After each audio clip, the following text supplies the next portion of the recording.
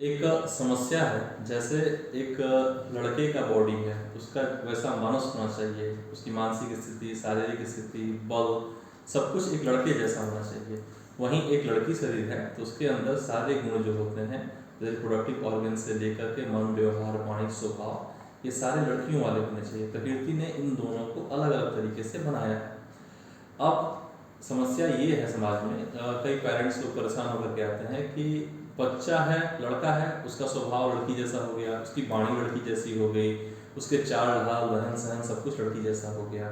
या फिर कोई लड़की है तो वो टॉम बॉयज टाइप में एकदम लड़कों वाले ड्रेसअप, लड़कों वाले तरीके, या उसका व्यवहार, विचार सब कुछ वैसा है। तो इसके लिए आयुर्वेद में क्या किया है, क्योंकि समाज में ये थोड़ा सा अनपैटर्न है और इसको एक्सेप्ट भी लोग कम करते हैं। तो ये समस्या आज हमें दिख रहा है, इसके बारे में संहिताओं में लगभग 5-6 हज़ार वर्ष पूर्व मेंशन किया जा चुका है। क्या करना होगा इसके लिए कि जैसे ही माँ का गर्भ धारण हुआ और जैसे इन्फॉर्मेशन माँ को मिला कि मैं गर्भवती हो गई, तुरंत वो ऐसे वैद्य जो कि देव व्यापासिक चिकित्सा को करते हैं उनसे जाके कंसल्ट करें। तो वहाँ पे एक कर्म होता है आयुर्वेद में जिसे बोला गया है पुंसवन कर्म।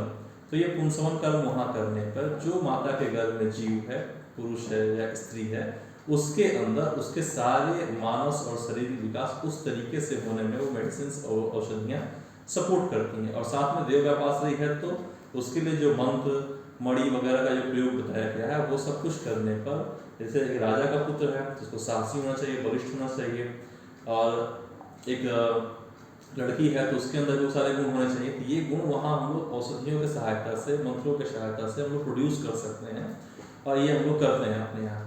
जैसे हमारे यहाँ क्या है कि हम लोग इसको पूरा पैटर्नाइज होना है कि जब भी हमारे यहाँ माता का इनफर्टिलिटी का ट्रीटमेंट हम लोगों ने करना स्टार्ट किया और गर्भ धारण हुआ, वहीं हमारा संबंध उससे टूटता नहीं है। उसके बाद उसके 9 महीने की पूरी ट्रीटमेंट, और ट्रीटमेंट के बाद से एक सुंदर, हृष्ट-पुष्ट और ऐसा बच्चा हो जो कि आगे के समाज में सर्वाइव कर सके, ये हमारे लिए महत्व का है।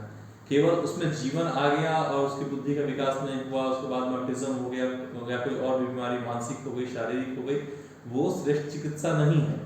तो श्रेष्ठ चिकित्सा कैसे है कि पहले वीर्य शुद्धि से लेकर के हम चलेंगे, फिर उसका पुंसवन संस्कार वगैरह करते हुए जब बच्चे का जन्म हो गया, जन्म होने के बाद भी बच्चे को छोड़ना नहीं, फिर भी उसको स्वर्ण प्राशन कराना है।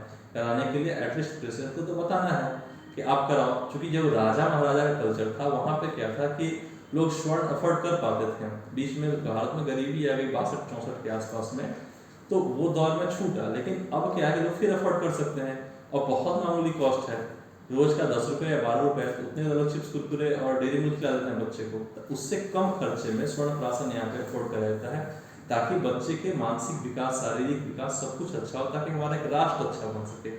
और राष्ट्र अच्छा बनेगा तो फिर सब कुछ अच्छा होगा। तो ये एक पीछे जो हमारी आप इच्छा बोल दो या हमारा एक महत्वाकांक्षा बोल दो कि राष्ट्र हमारा अच्छा होना चाहिए, इसके लिए हम लोग आयुर्वेद के हिसाब से जो सेवाएं बन पा रही है वो करते हैं।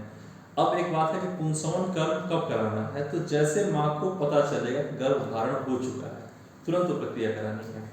और इसके बाद एक होता है पुंसवन संस्कार। जो संस्कार है, ये हमारे जो 16 संस्कार चलते हैं, जन्मकरण, जातुकरण, चूड़ाकरण, उपनयन, विवाह वगैरह, तो उसका एक पार्ट है पुंसवन संस्कार, जो कब करना है, तीसरे महीने में करना है। ये दोनों ही प्रक्रियाएं पूरी कराई जाती हैं ताकि बच्चा जो आपका हो स्वस्थ हो, निरोगी हो और साथ में मानस बल से युक्त होना चाहिए, उसके मन स्ट्रांग होने चाहिए। आपकी भविष्य में डिप्रेशन, एंजाइटी या लड़का सुसाइड करने की कोशिश कर रहा है, ये सब चीज़ें तो नहीं होनी चाहिए। इसके लिए ये प्रकल्प हमारे यहाँ यूज़ किया जा रहा है। ठीक है, ओके।